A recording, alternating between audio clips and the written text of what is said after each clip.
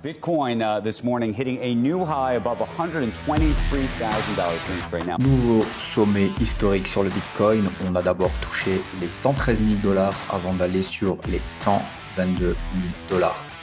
Et à ceux qui doutaient encore, les marchés sont en train de leur répondre violemment. Une des raisons principales, la rumeur d'une baisse des taux d'intérêt sur le dollar dès ce mois de juillet. On va le voir tout à l'heure, au plus tard le 18 septembre. Anthony Pompliano, alias Pomp, toute l'attention de Wall Street est aujourd'hui braquée sur le Bitcoin. First of all, welcome to the greatest show on Wall Street. I think that Wall Street's full undivided attention now is on Bitcoin. On observe même des entrées records dans les ETF Bitcoin depuis la semaine dernière.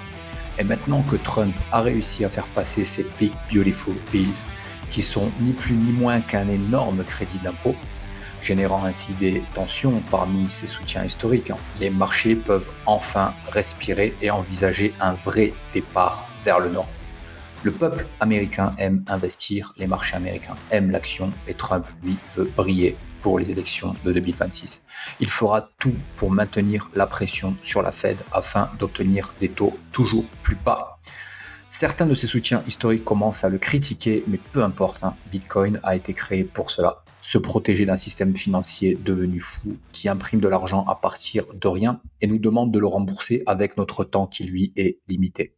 Le Nasdaq est sur ses plus hauts, le S&P 500 aussi et maintenant le Bitcoin. On a vu le BTC aller jusqu'aux 122 500 dollars, quasiment 123 000 dollars. C'est absolument historique et ça fait partie des objectifs que j'avais depuis des semaines, voire même des mois. Vous voyez, j'ai toujours gardé mes notes sur le graphique ici à l'écran, 130 000 dollars dans un premier temps et 160 000 dollars. Écoutez Anthony Pompliano qui intervient sur CNBC. L'attention est portée vers le Bitcoin en ce qui concerne Wall Street. C'est absolument fou ce qui se passe. Well, the reason why I call it the greatest show on Wall Street is everyone wants Bitcoin. Like, this is no longer a contrarian trade. This is a consensus trade now. And so you have the ETFs, you have the Bitcoin treasury companies, you have retail, you have sovereign wealth fund. Everybody wants Bitcoin. Warren Buffett is sitting on 5% of the treasury market. Boomers are buying up bonds. Young people are gobbling up as much Bitcoin as possible. What do you think young people care about? They don't care what happens in the bond market nearly as much as they care about what happens in the Bitcoin market. And so I think that politicians are not stupid. They understand that the future constituency that they have cares about this sector and they're going to lean in. Et quand il y a de la folie, il vaut mieux commencer à se protéger. Alors, peut-être que le Bitcoin ira plus haut. On va voir juste après des graphiques qui nous montrent des raisons d'espérer, pourquoi pas, un Bitcoin qui irait toucher les 200 000, les 250 000 sur des analyses graphiques et techniques. Quand on regarde le stock to flow model aussi, on peut espérer aller, pourquoi pas, aller à 500 000 dollars ou plus. Mais moi, par rapport à mon analyse personnelle, et je préviens ici, je fais pas de conseils financiers, etc. Chacun prend ses propres responsabilités, bien évidemment. Quand on voit ces vagues dessinées depuis octobre 2023, pour moi, il est tout à fait logique qu'on est sur une vague 5 d'une grande 5 et qu'ensuite on ira vers un marché baissier ou un développement baissier de au moins un an.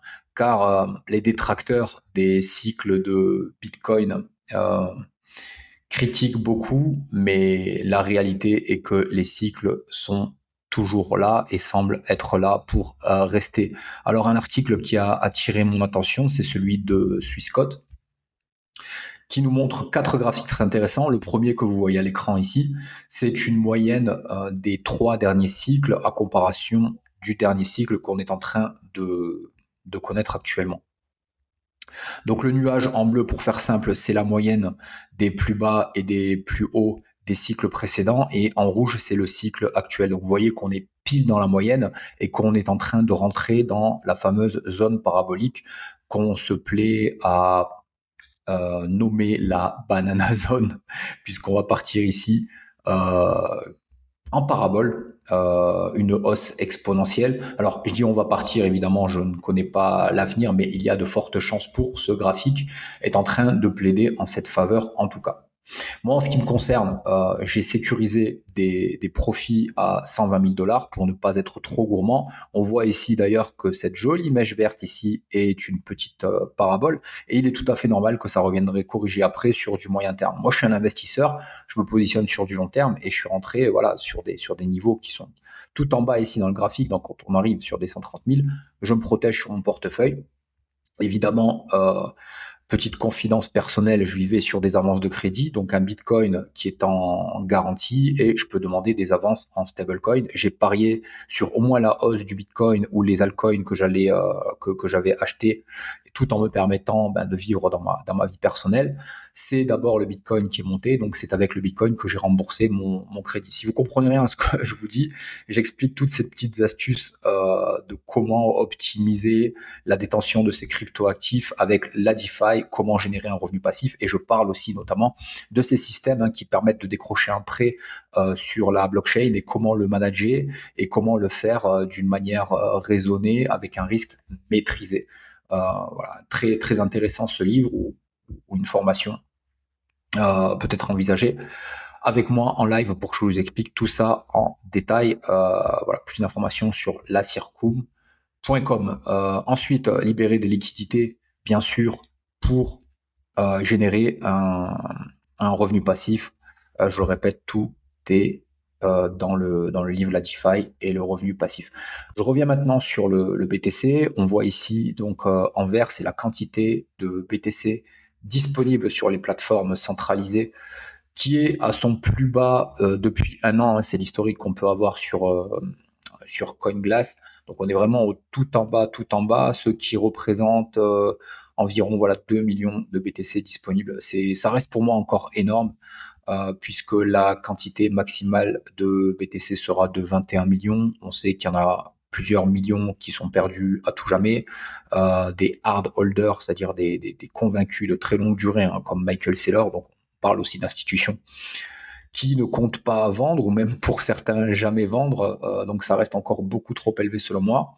Cela dit, du BTC, il s'en extrait 450 par jour dans le monde entier, et la demande est absolument énorme quand on voit les flux d'entrée sur les ETF, et la demande sur les plateformes centralisées, et j'imagine aussi les marchés parallèles. La demande est en train d'augmenter sur Google. On atteint des niveaux très intéressants, donc ce qui explique aussi les raisons de commencer à sécuriser des profits. N'oubliez pas de vous payer, car le BTC, quand il corrige à 78% de sa hausse, et ça peut nous ramener à des prix en dessous de 70 000, en dessous de 50 000. Donc évidemment, moi je suis en faveur d'une hausse. Je suis rentré par conviction dans le Bitcoin, et plus le temps passe et plus les raisons d'être Bitcoin maximaliste augmentent. Donc pour ma part, il est toujours important, même en étant convaincu, même en sachant qu'un marché va être baissier, de toujours détenir du BTC dans son portefeuille. C'est ma conviction personnelle, je le respecte. Je ne fais pas de conseils financiers pour aucun d'entre vous, sauf si vous allez sur lacircum.com et que vous réservez un appel avec moi. Maintenant, d'un point de vue personnel, il faut avoir pour moi au minimum sur un portefeuille stable entre 30 et 40% de BTC, et sur un portefeuille spéculatif au moins la moitié en BTC, et ça m'a bien servi ces derniers temps, puisque ceux qui étaient exposés full altcoin, et je parle même pas de ceux qui étaient en full memecoin, c'était compliqué. Les taux de la Fed resteront inchangés suivant le site cmegroup.com, qui est une anticipation de ce qui va se passer en fait sur la prochaine réunion de la Fed, des taux sur le dollar qui influent énormément sur les marchés spéculatifs, et depuis 2021 sur le marché des altcoins principalement, et surtout le marché des altcoins, donc souvent le Bitcoin, mais pas toujours. Donc le 30 juillet, prochaine réunion de la Fed, donc quasiment la majorité, quasiment 95% pensent que les taux resteront inchangés. Cela dit, une rumeur court comme quoi Trump pourrait manigancer pour virer Jérôme Powell ou trouver un moyen de les faire baisser, puisqu'ils seraient 9 personnes à décider de cela. Maintenant, pour le 17 septembre, alors là, on a une plus grande part des investisseurs qui pensent qu'on va au moins baisser de 25 points de base les taux d'intérêt sur le dollar, ce qui va inonder le marché. Donc ceci, plus les crédits d'impôt avec cette loi qui porte le joli nom de Big Beautiful Bill, ça laisse espérer une fin d'année explosive à condition qu'on n'ait pas de signe noir comme on a pu connaître ces dernières semaines. Je vous rappelle qu'il n'y a pas si longtemps encore, le BTC est allé titiller en dessous des 80 000 à 78 000 dollars si je me souviens bien. Et il fallait pas craquer. Et aujourd'hui, on est à 120 000 dollars. On a touché les 122. Donc ce graphique, je l'ai montré, très intéressant. Maintenant, toujours pour parler du BTC, une figure chartiste classique. Donc je rappelle, ce que je suis en train de monter, c'est une compile de 4 graphiques, la source Swissquote. Donc c'est un article qui a attiré mon attention. Donc bull flag, donc quand on a ce genre de figure, là on le voit, on est entre 10 et 30% quand on sort d'une pattern haussière comme ceci. Donc ça nous ramènerait à 129 000 et 145 000 dollars. Ce qui rentre dans les objectifs de mon analyse aussi, ce qui coïncide, donc très bien, et c'est tout à fait possible, et je serais très heureux que cela se passe. Maintenant, quand on regarde le comportement des cycles précédents, donc il y en a eu 3 et on est en train de connaître le 4e et bientôt le début du 5e, ça reste un petit peu timide et quand on n'a pas connu de hausse majeure, on a connu une hausse majeure, mais on n'a pas connu de gros retracements, puisque ça a souvent consolidé, même si ça peut effrayer certains avec les mouvements que ça a eu entre les hausses et les baisses. Comme le dit Michael Saylor, le Bitcoin, c'est de l'énergie. Et quand ça va aller vers le haut, ça pourrait faire comme ceci en 2017. On était passé au plus bas à 300, 600 dollars. On est allé chercher les 20 000 dollars. Sur le cycle précédent en 2017, en 2013, 2015, on a eu une hausse exponentielle. 2021, c'était un petit peu particulier. Est-ce que ce sera particulier encore ici en 2025 ? On peut néanmoins espérer une banana zone. En tout cas, les données nous disent que c'est de plus en plus probable. La dominance Bitcoin, sur laquelle on peut espérer enfin une baisse qu'on attend depuis tellement longtemps, sur un graphique qui est construit en hebdomadaire, en semaine. Ils ont vu ici une divergence baissière que je n'avais pas vue. Donc ça peut être intéressant si le Bitcoin commence à tomber et qu'on a beaucoup plus de liquidité, et on a de la liquidité, on l'a vu, beaucoup de blogueurs ont montré cela, ça peut aller sur les marchés et enfin, ça devrait profiter aux altcoins. Et un graphique qui est construit par eux, que j'ai pas pu faire moi-même, donc que j'ai découvert avec cet article, divergence baissière classique sur toutes les altcoins, c'est-à-dire tout le marché des crypto-monnaies excepté Bitcoin et Ethereum, versus le prix du BTC. Et là, on voit une divergence haussière. On voit ici une divergence haussière, donc où les totales des altcoins devraient surperformer le prix du BTC. Et là, ça va devenir intéressant et je pense que ça devrait faire plaisir à beaucoup d'investisseurs qui ont eu une exposition vraiment très, très spéculative, une exposition à très haut risque sur les altcoins. Il y a vraiment quelque chose de particulier qui se passe sur l'Ethereum. Si on doit avoir une saison des altcoins, un moment favorable et des semaines favorables sur les altcoins, ça devra d'abord passer pour l'Ethereum, comme c'est en train de d'abord passer sur le BTC. Et sur la paire ETH-BTC, on semble avoir fait un point bas et la moyenne mobile de 50 jours ici en vert semble aller se diriger vers la moyenne mobile ici à 200 jours en rouge. Et quand on la croise à la hausse, cela s'appelle une golden cross et ça reste haussier. Donc c'est ce que regardent les institutionnels sur un graphique en journalier. Et quand ça croise à la hausse, alors j'imagine que les robots sont programmés pour cela. Et en tout cas, c'est des indicateurs haussiers qu'ils regardent et qu'ils prennent au sérieux quand on est dans l'analyse technique, et c'est une hausse qui pourrait durer plusieurs semaines. Donc je rappelle ici, c'est un graphique avec 2 actifs spéculatifs, donc pas ici de dollars ou d'euros, etc. Et plus ça monte, en gros, plus l'Ethereum accélère plus vite que le BTC, où l'Ethereum surperforme le BTC, et en marché baissier, si vous me suivez encore, l'Ethereum descendrait moins vite que le BTC. Mais en tout cas, ça me montre ici clairement une possibilité haussière qui n'est pas encore officiellement validée. Je rappelle, cette ligne verte doit croiser à la hausse cette ligne rouge. Maintenant, quand on regarde l'Ethereum, sur son analyse en stablecoin. Moi, j'avais identifié ici depuis le 10 avril sur ce graphique une ABC avec un objectif tout à fait raisonnable à 3694 $. Je rappelle que quand j'avais commencé à faire cela, on avait touché des prix à 2000, donc de 2000 à 3600.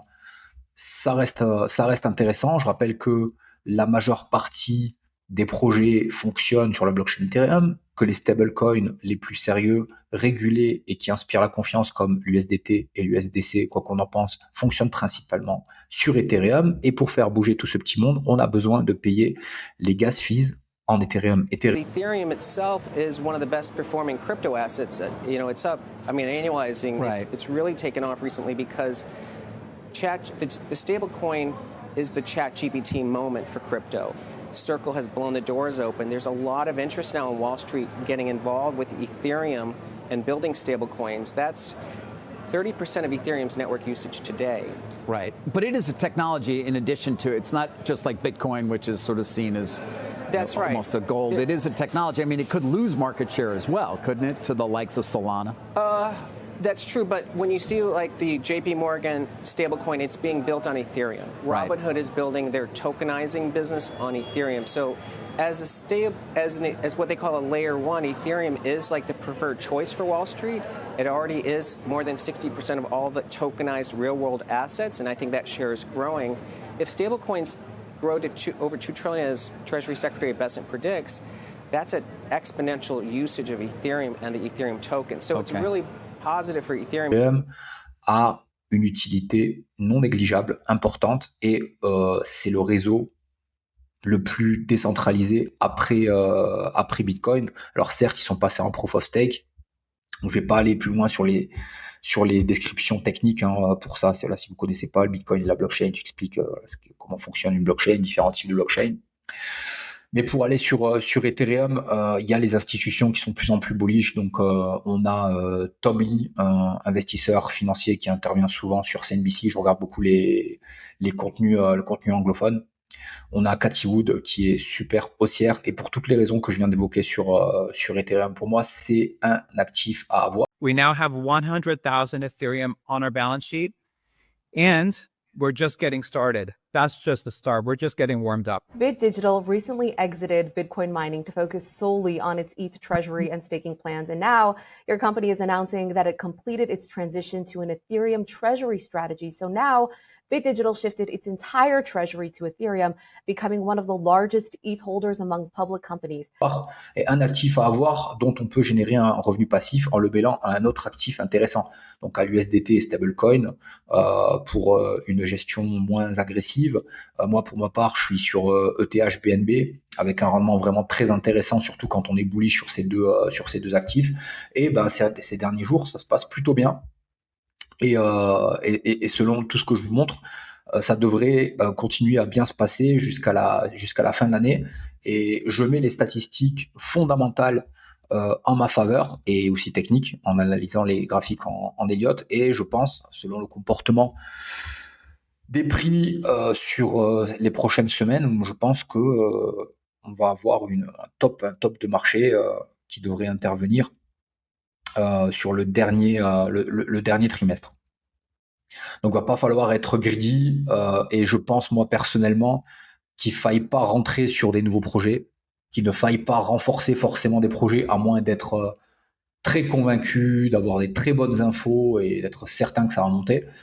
Moi, pour ma part, je suis plus dans l'optique de vendre. Et même si certains altcoins ne retrouveront pas leur prix qui ont pu connaître avec la folie de 2021, sans rancune, je me paye, je sécurise des profits et je garde des stables pour re-rentrer sur le marché éventuellement en 2026 ou en 2027.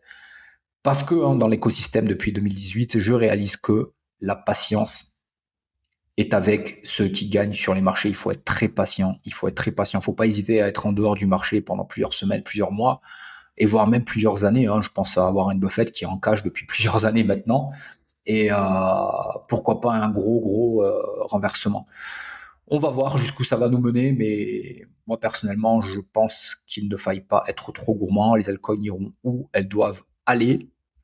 Et à un moment donné, je pense maintenant qu'il fallait plus regarder du côté de la vente que du côté des achats. Pour être honnête, ceux qui sont dans l'écosystème depuis plusieurs années, est-ce que vous allez aller, est-ce que si vous aviez un portefeuille que en stablecoin, qu'est-ce que vous achèteriez et est-ce que vous rentrerez au prix actuel et pour sortir quand, etc., etc. Donc il faut construire son plan d'investissement. Je vais voir si j'ai abordé tout ce dont je voulais aborder sur cette vidéo très explicative et je pense qu'il pourrait être utile pour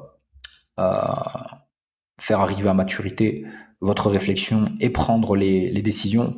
Donc la Bitcoin dominance, on peut aller faire un tour là-dessus. Bitcoin dominance qui était monté, qui a commencé à baisser. Mais là, pareil, à l'inverse, il faut qu'on ait une death cross, donc que la moyenne mobile à 50 jours pète à la baisse. La moyenne mobile à 200 jours ici dessinée en rouge. On en est encore un petit peu loin. Il va falloir une baisse significative de la dominance du Bitcoin, c'est-à-dire plus de rentrée, plus d'intérêt sur les alts. Donc à partir du moment où on aura une death cross ici et une golden cross ici, je pense que ça va être vraiment absolument explosif. Et vous verrez, et je pense qu'il y a des gros portefeuilles qui regardent ces validations haussières pour s'exposer sur les actifs, quitte à racheter plus cher. Ça semble un petit peu stupide, mais en attendant, c'est eux qui gagnent et c'est eux qui durent sur les marchés. Et c'est vers cela que j'ai tendance maintenant, depuis maintenant plusieurs mois, voire années, c'est cette stratégie que j'ai tendance à adopter. Donc on voit quelque chose, voilà, on avait l'espoir ici d'une baisse, était remonté pour plusieurs raisons, les signes noirs. Et là où c'est vraiment positif, c'est que Bitcoin remplit son rôle de valeur refuge. Donc que ce soit signe noir, tension géopolitique, Bitcoin se maintient et voire même monte. Et les baisses qu'on voit dans un premier temps, c'est des liquidations sur des effets de levier qui ont été pris de manière déraisonnée, qui font une baisse technique, qui entraîne la peur des petits investisseurs, etc. Alors, en parlant des petits investisseurs, il y a beaucoup de données, de discours qui disent qu'aujourd'hui, si le BTC monte, c'est principalement grâce aux institutionnels et aux pays. Et les petits investisseurs ne seraient pas encore présents. Et c'est quand le petit investisseur, justement, va rentrer que, donc le petit investisseur, vous, moi, tout le monde, va rentrer. Donc le petit investisseur, on va dire naïf, le débutant va rentrer. C'est là où ça va commencer à sentir mauvais, il va falloir sortir. Et indice personnel, je commence à recevoir des messages. Salut, comment ça va? Voilà, des personnes avec qui j'avais parlé du BTC vaguement dans le pays où je me trouve. Voilà, qui commencent à se réveiller parce que le BTC fait des plus hauts. Donc, pour moi, j'ai eu raison de commencer à sécuriser des profits à 120. Certes, c'est un peu tôt, mais voilà, quand je vois les retours d'expérience des gens qui réussissent dans l'écosystème, ils s'en vont toujours contre toute attente. Quand le marché sont calme, que tout se passe bien, que le marché est confiant. On a un indice Fear and Greed Index qui est à 70. Le VIX, aujourd'hui, il est à 17. Donc voilà, il n'y a pas pas une très grosse peur comme ces pics qu'on a pu voir là justement pendant les tensions qu'on a pu connaître. Donc voilà, c'est dans ces moments-là qu'il faut prendre des profits, sécuriser des profits, se protéger, etc. Parce que quand c'est la tempête, c'est jamais très agréable de vendre sous le stress et la folie. Hein. C'est justement là où il faut peut-être miser quelques piécettes sur un rebond technique. Cela étant dit, vous voyez que dans cette vidéo, je vous ai montré de très bonnes choses sur la possibilité d'un moment favorable pour les altcoins qui pourrait arriver dans les prochaines semaines et se conclure par un top de marché sur cette fin d'année 2025. Donc très positif, même si j'ai sécurisé des profils, je reste quand même très exposé sur des alts, des projets qui me tiennent à cœur, que je pourrais parler sur la chaîne.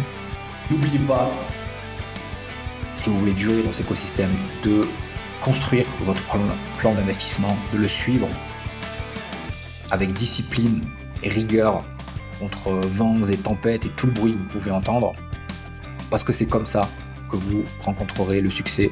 Je vous dis à très bientôt. Ciao. Pour devenir crypto-enthousiaste, abonnez-vous à la chaîne de la CIRCOM. Vous serez tenu informé des dernières actus, réflexions et opportunités pour faire rugir le lion des crypto-monnaies qui sommeille en vous.